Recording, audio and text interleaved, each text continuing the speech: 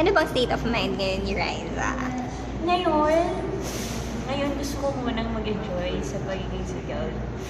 Single life muna tayo ngayon. Ayoko munang pumasok sa relationship. So, kaya mas inaano ko yung lahat na gusto kong gawin. Pinupush ko.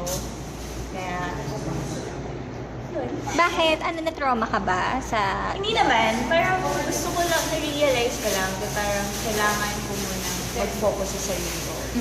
Parang tama na muna yung ikaw yung nagbibigay sa iba.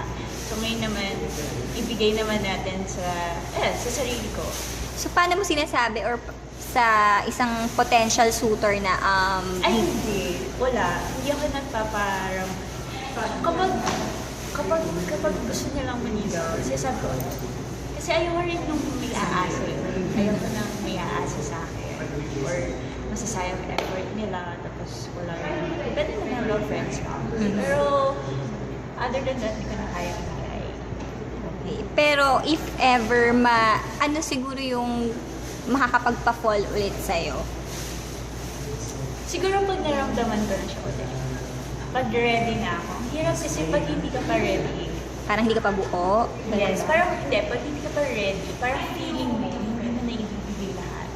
So, mas okay na rin yung ready ka.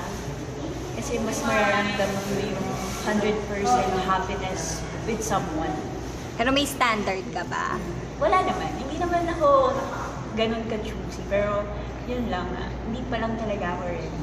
Okay. Kasi pag iniisip ko siya na may maliligaw siya, ay, Diyos ko, meron na naman ako entertain, gano'n. Tapos after, masasaktan ka, mga gano'n. Inuunahan ko kasi agad.